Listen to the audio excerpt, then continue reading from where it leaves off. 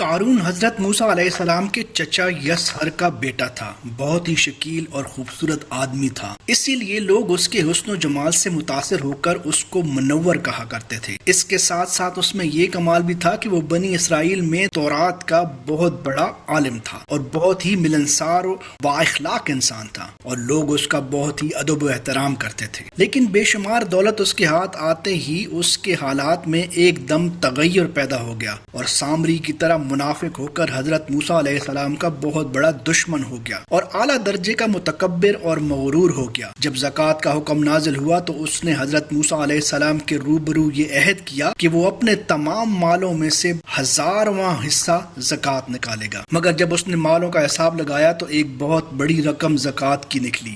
یہ دیکھ کر اس میں ایک دم حرص و بخل کا بھوت سوار ہو گیا اور نہ صرف زکوٰۃ کا منکر ہو گیا بلکہ عام طور پر بنی اسرائیل کو بہکانے لگا کہ حضرت موسیٰ علیہ السلام اس بہانے تمہارے مالوں کو لے جانا چاہتے ہیں، یہاں تک کہ حضرت موسیٰ علیہ السلام سے لوگوں کو برگشتہ کرنے کے لیے اس خبیث نے یہ گندی اور گھناؤنی چال چلی کہ ایک عورت کو بہت زیادہ مال و دولت دے کر آمادہ کر لیا کہ وہ آپ پر بدکاری کا الزام لگائے۔ چنانچہ عین اسی وقت جب کہ حضرت موسیٰ علیہ السلام واز فرما رہے تھے، قارون نے آپ کو ٹوکا کہ فلانی عورت سے آپ نے بدکاری کی ہے۔ حضرت موسیٰ علیہ السلام نے فرمایا کہ اس عورت کو میرے سامنے لاؤ۔ چنانچہ وہ عورت بلائی گئی تو حضرت موسیٰ علیہ السلام نے فرمایا کہ اے عورت، اس اللہ کی قسم جس نے بنی اسرائیل کے لیے دریا کو پھاڑ دیا اور عافیت و سلامتی کے ساتھ دریا کو پار کرا کر فرعون سے نجات دی، سچ سچ کہہ دے کہ واقعہ کیا ہے۔ حضرت موسیٰ علیہ السلام کے جلال سے عورت سہم کر کانپنے لگی اور اس نے مجمع عام میں صاف صاف کہہ دیا کہ اے اللہ عز و جل کے نبی، مجھ کو قارون نے کثیر دولت دے کر آپ پر بہتان لگانے کے لیے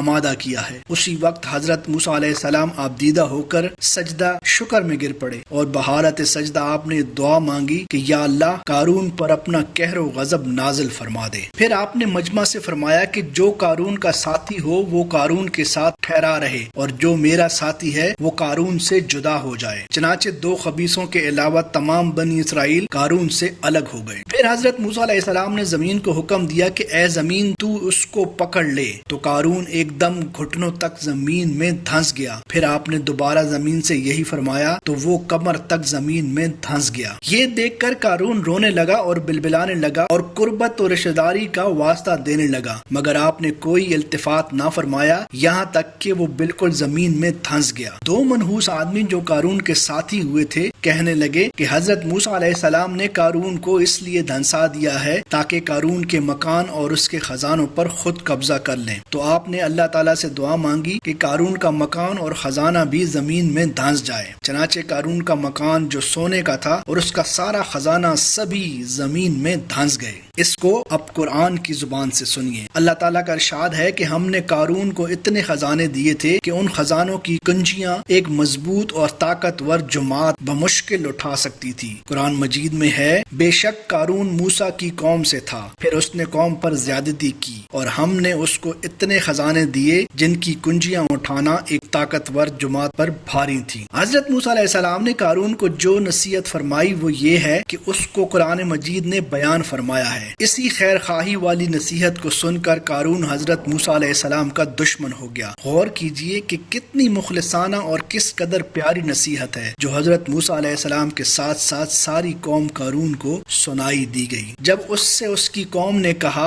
اتراؤ نہیں، بے شک اللہ تعالیٰ اترانے والوں کو پسند نہیں کرتا، اور جو مال تجھے اللہ نے دیا ہے اس کے ذریعے آخرت کا گھر طلب کر اور دنیا سے اپنا حصہ نہ بھول اور احسان کر جیسا اللہ نے تجھ پر احسان کیا، اور زمین میں فساد نہ کر، بے شک اللہ فسادیوں کو پسند نہیں کرتا۔ قارون نے اپنے مال کے گھمنڈ میں اس مخلصانہ نصیحت کو ٹھکرا دیا اور خوب بن سنور کر تکبر اور غرور سے اتراتا ہوا قوم کے سامنے آیا اور حضرت موسیٰ علیہ السلام کی بدگوئی اور ایذا رسانی کرنے لگا۔ اس کا نتیجہ کیا ہوا اس کو قرآن کی زبان سے سنیے اور خدا کی اس قاہرانہ گرفت پر خوف الہی سے ٹھٹراتے رہیے۔ اللہ اکبر۔ تو ہم نے اسے اور اس کے گھر کو زمین میں دھسا دیا تو اس کے پاس کوئی جماعت نہ تھی جو اللہ کے مقابلے میں اس کی مدد کرتی اور نہ خود اپنی مدد کر سکا۔ سکا۔ یہ عبرتناک واقعہ ہمیں یہ درس دیتا ہے کہ اللہ تعالیٰ مال و دولت عطا فرمائے تو اس فرض کو لازم جانیے کہ اپنے اموال کی زکوٰۃ ادا کرتے رہیے اور ہرگز اپنے مال و دولت پر غرور اور گھمنڈ کر کے نہ اترائیے، کیونکہ اللہ تعالیٰ ہی دولت دیتا ہے اور جب وہ چاہتا ہے پل بھر میں دولت چھین بھی لیتا ہے۔ ہر وقت اس کا دھیان رکھتے ہوئے تواضع اور انکساری کی عادت رکھیے اور ہرگز کبھی انبیاء و اولیاء و صالحین کی ایذا رسانی و بدگوئی نہ کیجیے کہ ان مقبولان بارگاہ الہی کی دعا اور بد دعا سے وہ ہو جاتا ہے جس کا لوگ تصور اور خیال بھی نہیں کر سکتے۔